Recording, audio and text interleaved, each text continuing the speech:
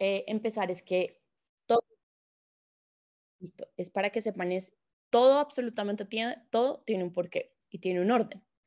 Entonces, para que empiecen a hacerse la idea, ya que están en todos los semestres, pues debemos siempre, una vez encontremos la anemia, debemos buscar siempre la causa. Entonces, ¿qué es importante? Nos toca siempre, yo como lo he aprendido y el día a día como lo hago es, para encontrar la causa tengo que pensar en A, o hay algo que no está haciendo que haya una adecuada producción de glóbulos rojos. B, hay algo que esté haciendo que yo necesite más glóbulos rojos y que los degrade o los use más. Es básicamente eso. O yo pierdo los glóbulos rojos, o los necesito más, o yo no estoy produciendo de la manera adecuada los glóbulos rojos.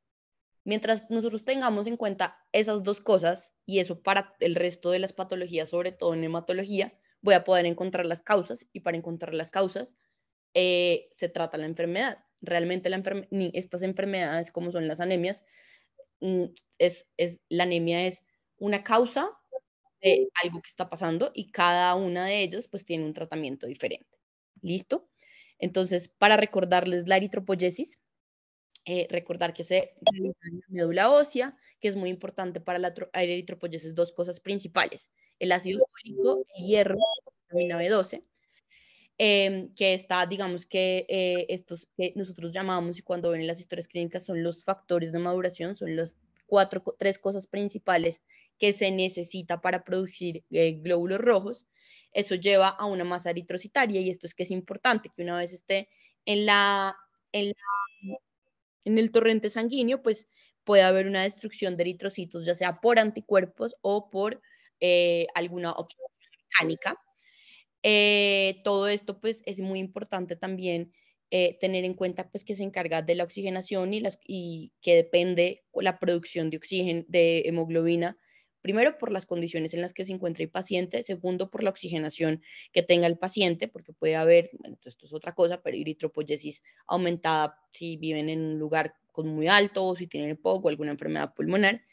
Y segundo, algo muy importante que no se les puede olvidar nunca es que la eritropoyetina se produce en el tejido renal.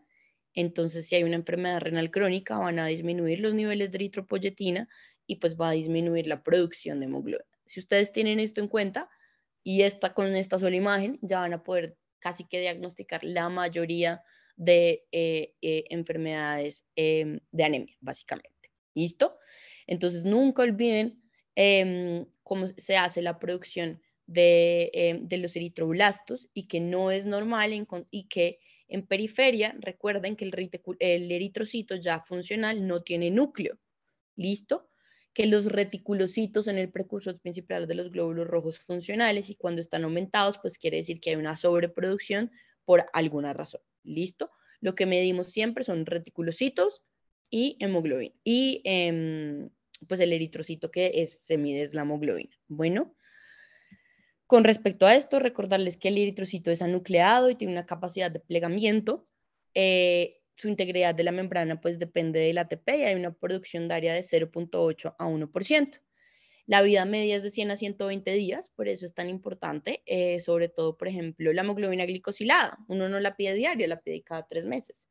¿Listo? Porque depende de la vida media de lo que dura el eritrocito.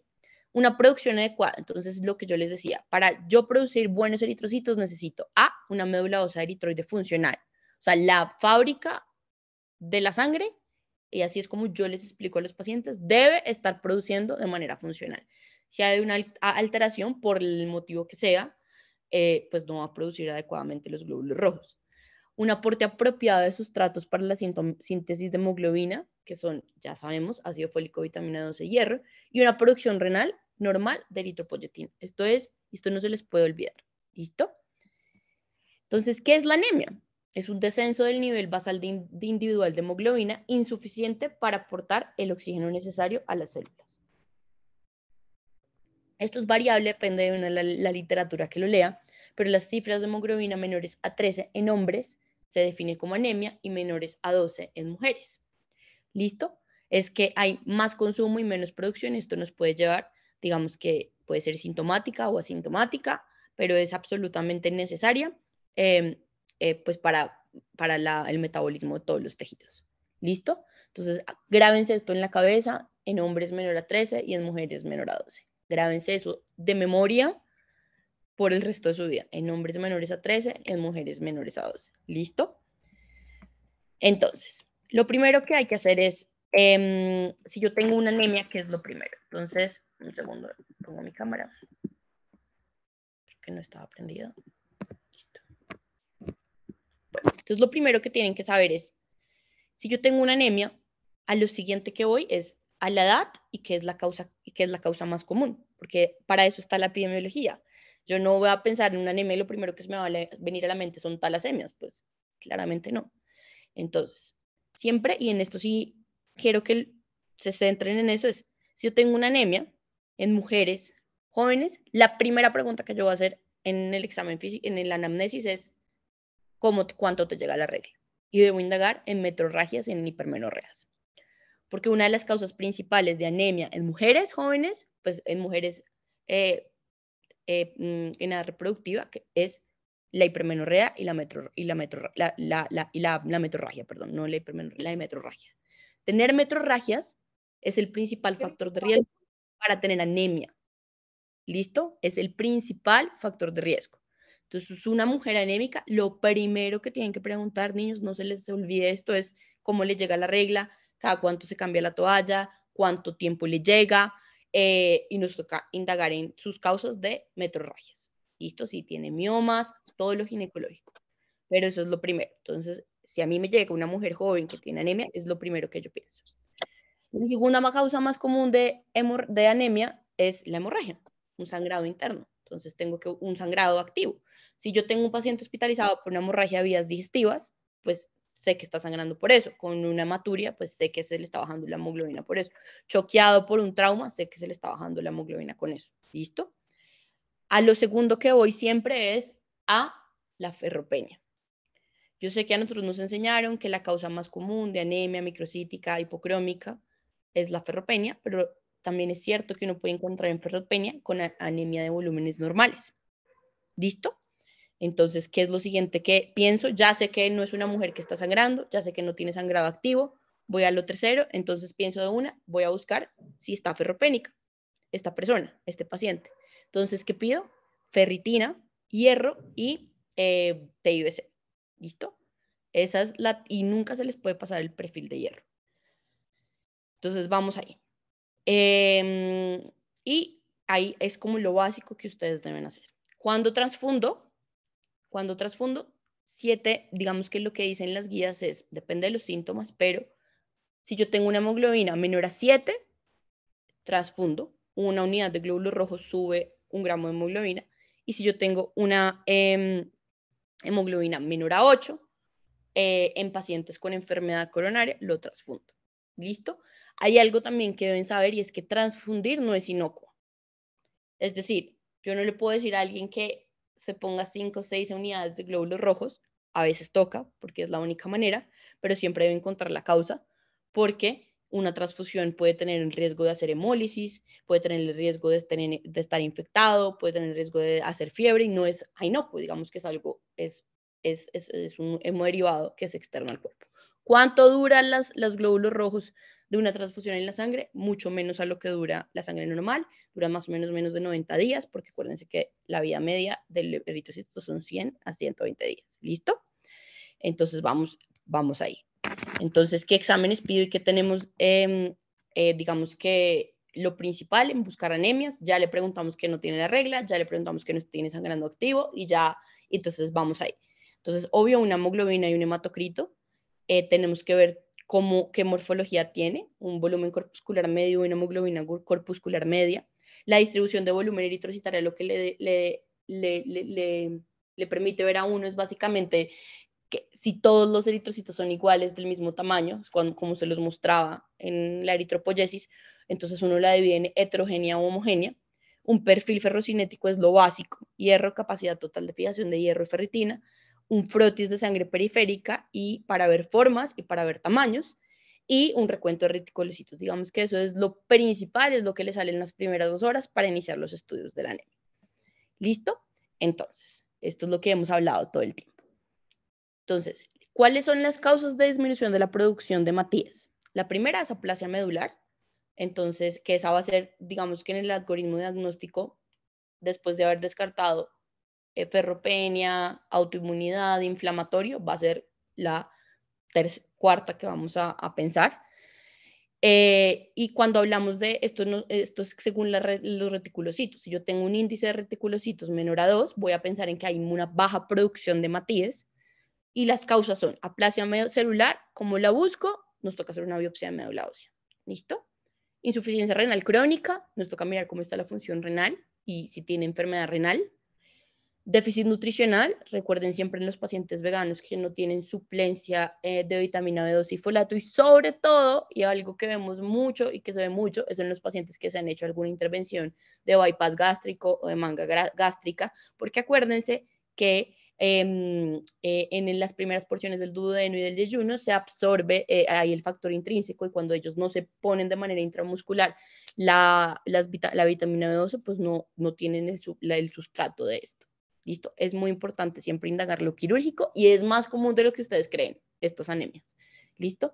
Las talasemias, que las busco con una electroforesis de hemoglobina y una malnutrición calórico-proteica, digamos, en un paciente crónicamente enfermo o en estos pacientes que tienen gastroparesia o enfermedades gastrointestinales o de mala absorción, que claramente no tienen absorción de todos los factores de maduración.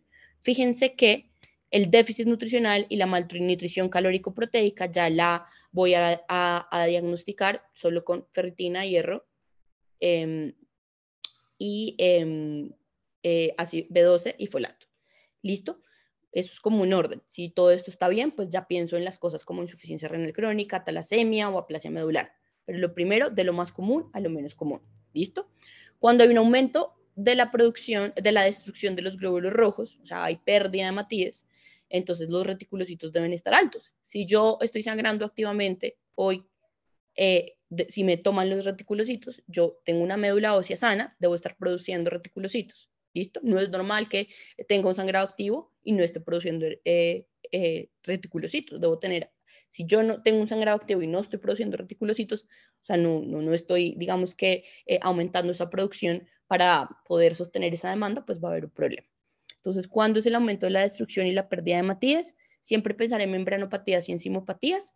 Digamos que eso es lo menos común, pero sobre todo en poblaciones se ve mucho preguntarles si tienen enfermedades en la familia de alguna de estas. Recuerden que existen las esferocitosis, las eliptocitosis, que se pueden ver en el frotis de sangre periférico, que es un examen que hacemos muy a menudo.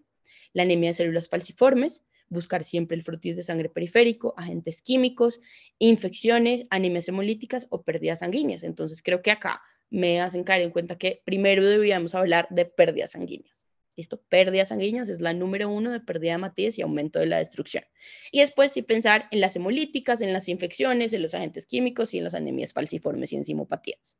¿Listo? Mientras ustedes tengan eso claro, van a poder diagnosticar todas las anemias. Mientras sepan que o es algo que me está aumentando la demanda y no lo estoy aumentando la destrucción y lo estoy perdiendo, o es algo en la fábrica que no me permite eso. Es súper sencillo. ¿Listo? Entonces, también está el criterio morfológico. Entonces, siempre valorar primero si existe visitopenia o pancitopenia. O sea, siempre ver si lo que está bajito es solo la hemoglobina o tengo compromiso de las plaquetas o tengo compromiso de los leucocitos o tengo compromiso de los linfocitos. Entonces, ¿cómo miro esto? Digamos, si hay un volumen corpuscular medio menor a 80, o sea, si es una anemia microcítica, de una. Yo sé que ustedes, los que me conocen, saben que soy súper esquemática y para que no se le pasen a uno cosas, porque si uno lo hace siempre de la misma manera, no se le van a pasar cosas. Entonces, tengo una anemia microcítica, ya sé que no está sangrando, ya sé que no tiene un bypass gástrico. Entonces, ¿qué hago? Lo primero es, miro cómo está el metabolismo del hierro. Si tengo una ferritina baja y un hierro bajo, pues ya sé que es una anemia ferropénica o una anemia de tipo crónico, que ya vamos a hablar de eso. No es eso. El hierro está perfecto, la ferritina está perfecta. Entonces, busco cómo están las características de la hemoglobina. No es eso. No es eso. Si no me dio en la electroforesis de proteínas una talasemia o una hemoglobinopatía, no es eso. En teoría debería buscar los reticulocitos y a ver si está hemolizando en la microcítica.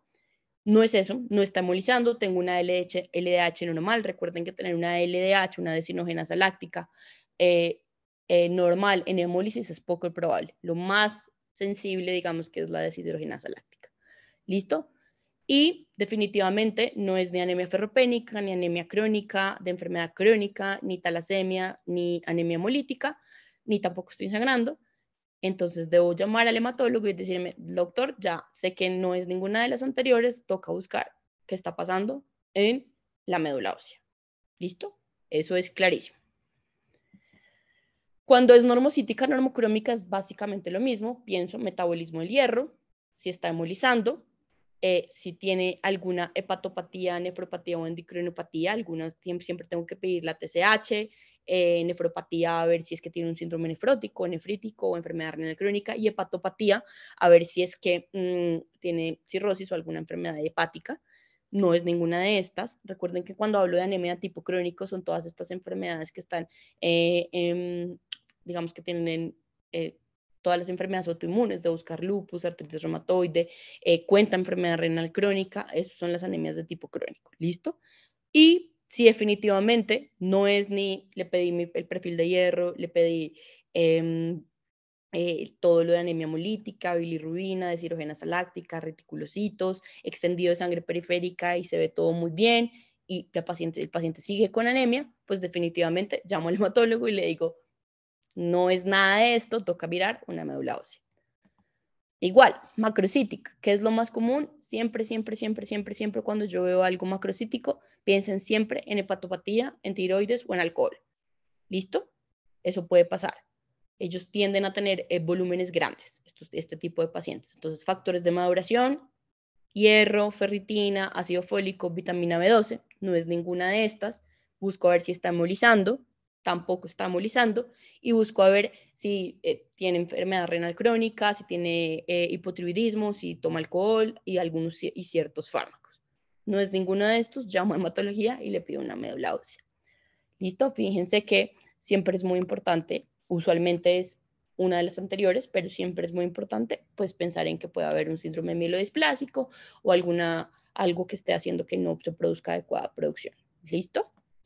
Entonces el estudio, lo que les decía, siempre preguntar por fármacos, alcohol, orígenes étnicos y demográficos. ¿Qué es importante en fármacos? Por ejemplo, unas pacientes que vemos en la vida diaria, los pacientes que toman metrotexato, pueden tener anemia por deficiencia de ácido fólico, por eso ellos sí toman suplemento de ácido fólico. El alcohol, orígenes étnicos y geográficos es muy importante. Lo que vemos acá son afrocolombianos, pueden tener algunas hemoglobinopatías. ¿Listo? Indagar siempre por síntomas B, fiebre, pérdida de peso y sudoración nocturna. Un buen examen físico, buscar esplenomegalia, linfadenopatía, digamos que no solo buscando enfermedad linfoproliferativa, sino que también toca buscar todo autoinmunidad, preguntarle si ha tenido alopecia, úlceras orales, si tiene Raynaud, si tiene sinovitis, dolores articulares, preguntarle siempre por la dieta, si hay una adecuada suplencia. ¿Listo? Entonces, bueno, uy, ¿qué es esto? No sé por qué me salió así, espérate un segundo.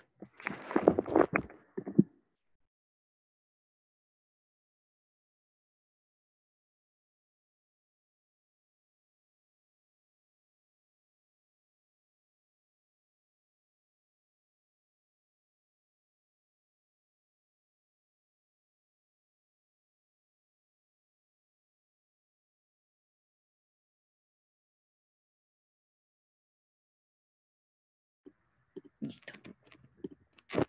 Entonces el frotis es muy importante. Cuando yo hice hematología nos preguntaban mucho de esto, pero es muy importante.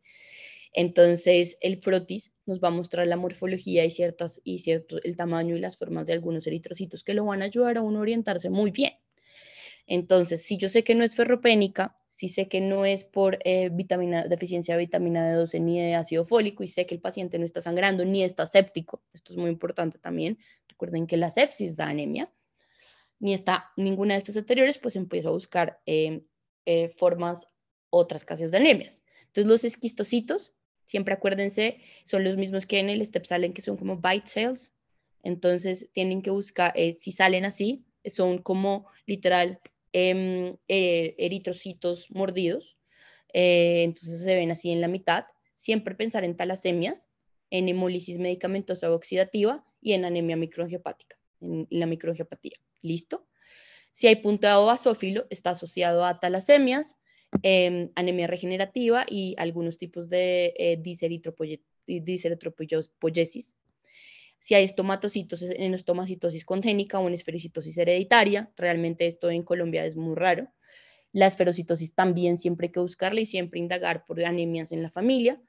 Los cuerpos de Howell-Jolly, pensar en esplenectomía, siempre en esplenectomía y en anemia megaloblástica. Y la policromasia, pues básicamente pensar siempre en anemia regenerativa o una aplasia medular. ¿Listo? Estos son como, uno espera siempre verse el extendido de sangre periférica con un montón de estos, pero realmente cuando salen es como extraordinario. ¿Listo? Lo que más les va a pasar es ver esquistocitos y microcitosis con hipocromía o macrocitosis con hipercromía o acantocitos, más o menos eso, pero esto es muy raro. Los codocitos que se ven en diana, siempre pensar en hepatopatías, talasemias, esplenectomías, las hematías de células falciformes, acuérdense en esta hemoglobinopatía, que esto de pronto las hemos visto, tenemos dos niñas que siempre van a urgencias, que de pronto la vi con alguno de ustedes. Equinocitosis se ve muy raro, excentrocitos también se ve demasiado raro, y los eliptocitos sí. Los dacriocitos sí se ven, y se ven más común de lo que uno cree. ¿Cómo me los aprendí yo? Dacrio como en gotita. Entonces yo me imaginaba siempre la mielofibrosis, que el eritrocito como que tenía que hacer mucha fuerza para poder salir de la médula ósea y se veía como una gotita, eso sí se ve. Los acantocitos siempre en esplenectomía. Y parásitos, en los parásitos, la frotis de sangre periférica nos va a siempre buscar, nos va a poder ver algún tipo de parásitos, el paludismo, siempre nos va a buscar eso.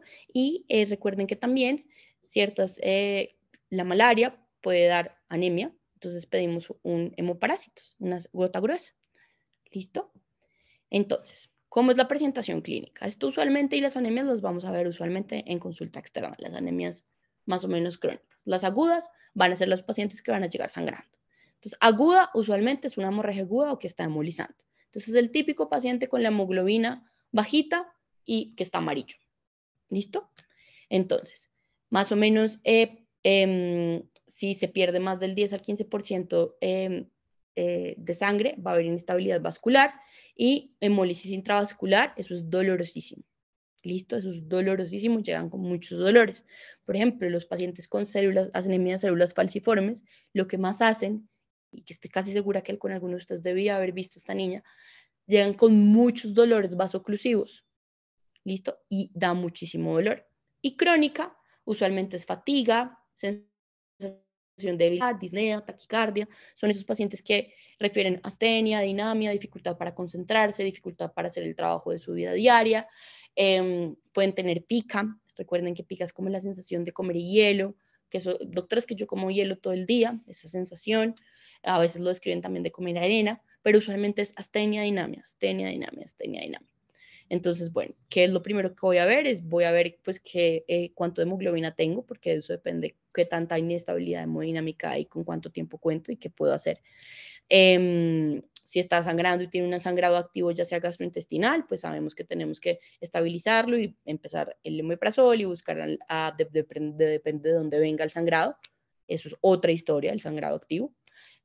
Si yo sé que hay un sangrado activo y creo que se va a anemizar mientras se compensa la causa, pues voy a hacer una reserva de glóbulos rojos. ¿Listo? Si es una niña que está, una joven o una señora, una persona que está con metrorragias, pues voy a pedirle su perfil de hierro y voy a mandarla a gineco para que traten de, digamos que, evaluar la causa de sus metrorragias y ayudarla con esto. Entonces, cuando hay palidez, mucosas de la conjuntiva ocular, siempre hay que verlas, sintomatología general, manifestaciones cardiocirculatorias, taquicardia, palpitaciones y trastornos neurológicos, sobre todo en las edades avanzadas, pueden llegar a ser delirio. Bueno, entonces la anemia ferropénica, el déficit de hierro es una disminución de la concentración del hierro en el organismo, es el trastorno carencial más frecuente en el mundo. Y siempre las causas entonces, aumento de los requerimientos fisiológicos, embarazo y lactancia, la menstruación, una dieta inadecuada, un sangrado gastrointestinal, un sangrado genitourinario, que haya mala absorción o algunos parásitos, pero realmente lo que se tienen que llevar de idea a la cabeza es algo gastrointestinal. Si yo encuentro una anemia ferropénica, le mando una endoscopia a ver si es que hay gastritis, una úlcera, duodenitis y por eso no hay adecuada absorción de hierro. El embarazo y la menstruación. Entonces, siempre pensar es lo más común de las anemias, ferropenia. ¿Listo? No me voy a tener en el metabolismo del hierro, de hecho sí que no, pero recordar que se pide ferritina, hierro y TIBC. ¿Listo? El tratamiento acá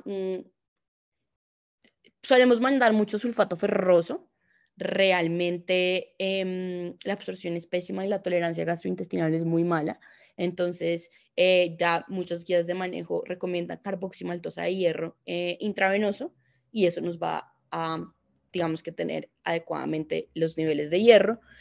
Muy rara vez, en verdad, hay buena evidencia hay buena absorción de esto, del hierro oral. Entonces, si no es efectivo, pues siempre mirar si hay sí la herencia, ver si hay mala absorción, pero entonces recuerden siempre que si yo tengo una anemia ferropénica por una gastritis, pues no me voy a comer el hierro y no lo voy a absorber. Si no sirve, pues hay que poner carboximaltosa. ¿Listo? Con respecto a las hemoglobinopatías, es un defecto de la síntesis de la cadena de la globina por mutaciones, inserciones o de algunos genes. Hay defectos cualitativos y defectos cuantitativos.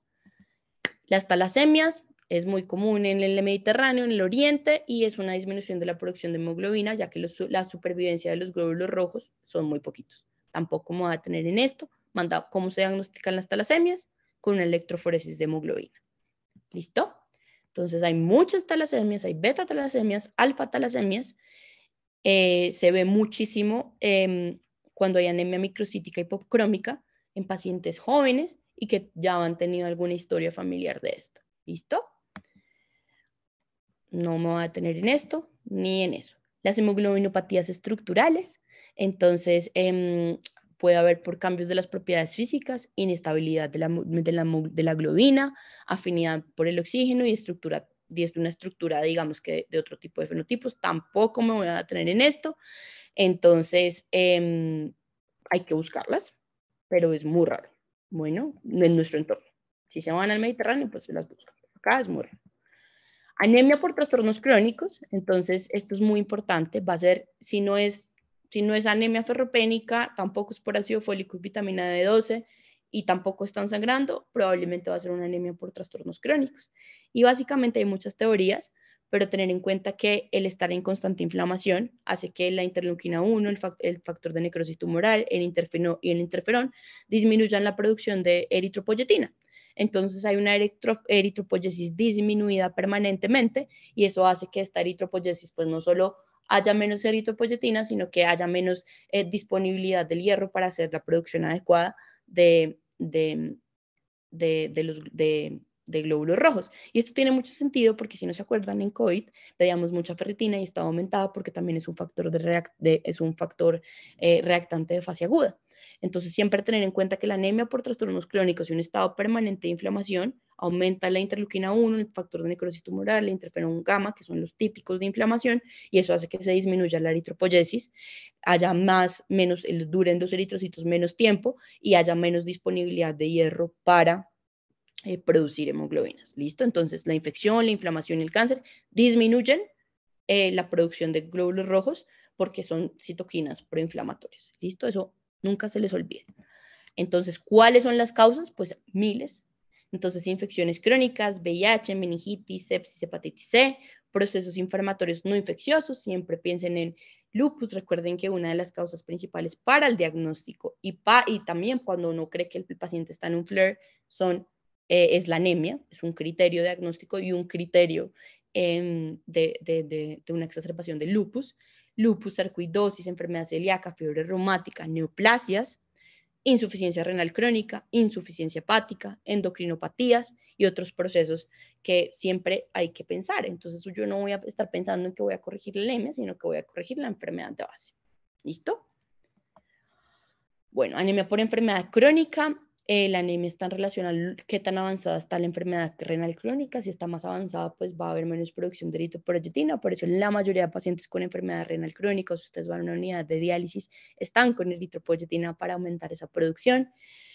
Anemia de estados hipometabólicos, el hipotiroidismo, el hipopituitarismo, la enfermedad de Addison, digamos que todas hacen que haya una producción ineficiente de la eritropoyetina, y las hepatopotías pueden generar anemia dependiendo de qué tan severo está.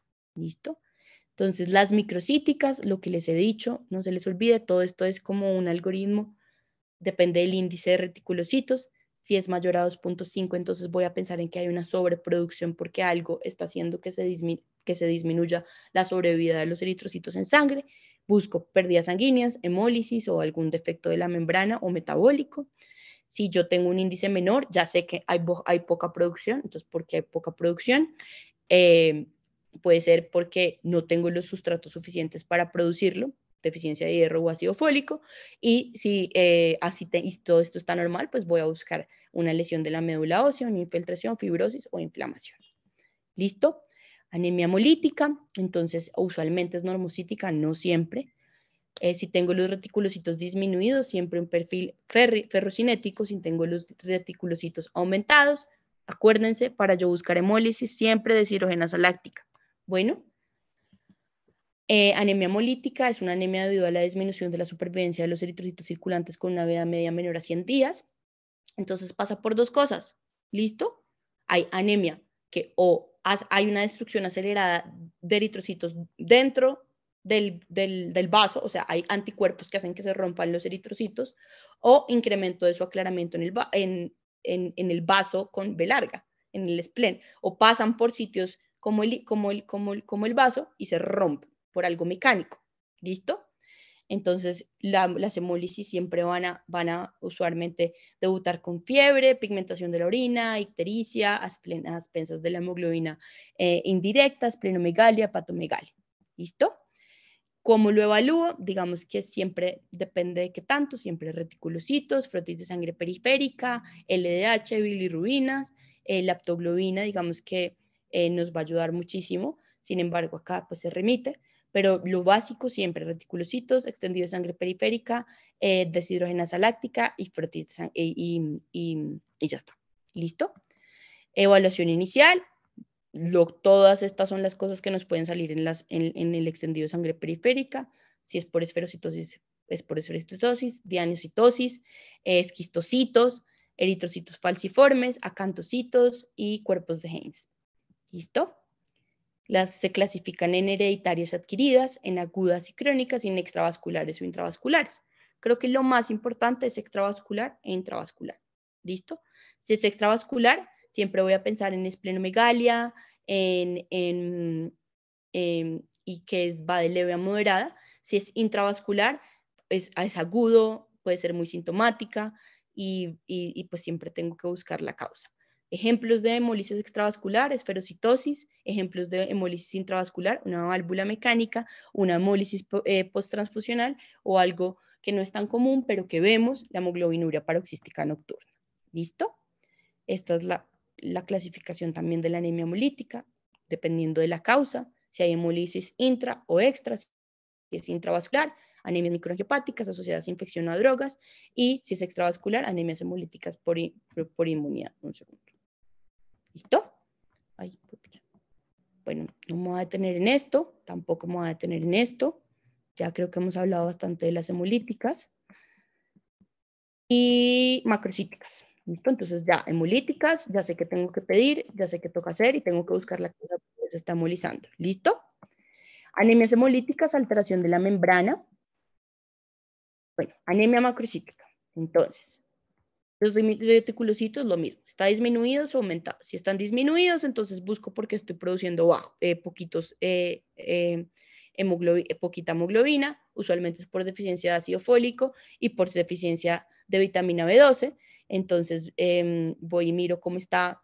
Una vez la diagnostique, veo es que no come vitamina B12 o no come ácido fólico. Voy, hago una endoscopia y miro a ver qué está pasando. ¿Listo? Porque no se absorbe a pesar de que me la coma. Y las que si yo tengo una producción en una anemia macrocítica aumentada, pues voy a buscar si es que estoy hemolizando o tiene que ver otra causa. ¿Listo? No siempre la anemia macrocítica es megaloblástica. Hablamos de megaloblástica cuando hay deficiencia de ácido fólico o de vitamina B12. Cuando yo tengo una anemia macrocítica, que no es por B12 y ácido fólico, debo pensar en lo que les decía, consumo de alcohol, hepatopatías, hipotiroidismo. ¿Listo? Clasificación, entonces se dividen en megaloblásticas y no megaloblásticas. Megaloblásticas es por deficiencia de ácido fólico y vitamina B12, no soy es por pérdida de que uno se la come de absorción, puede ser metrotexate como se los dije antes. Y anemias no megaloblásticas, que es por alcohol, tabaquismo, hepatopatía crónica, EPOC.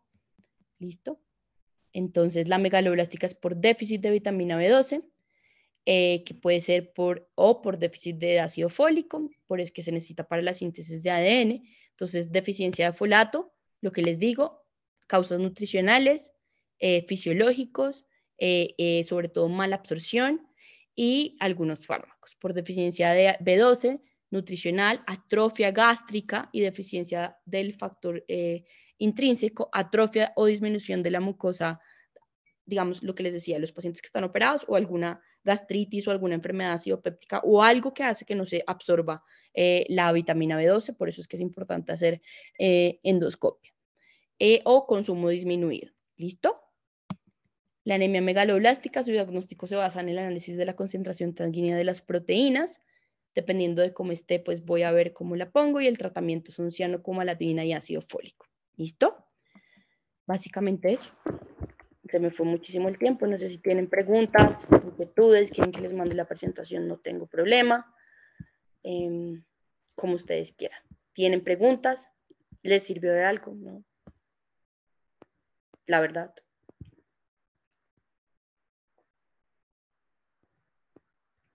Doctora, muy buena la charla, de verdad, muchísimas No, al menos para que se orienten. Acá no vamos a hablar de todas las anemias, pero al menos que sepan qué pueden hacer.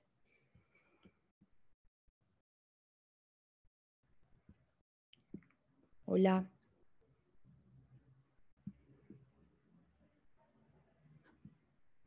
Muchísimas gracias, doctora. Sí, la verdad estuvo muy, muy chévere. Bueno, niños, entonces si no hay preguntas, estoy pendiente de ustedes. Juan José me contacta y lo que necesiten, que quieran estudiar, nos avisa. Me avisa. Gracias. Bueno, niños. Chao.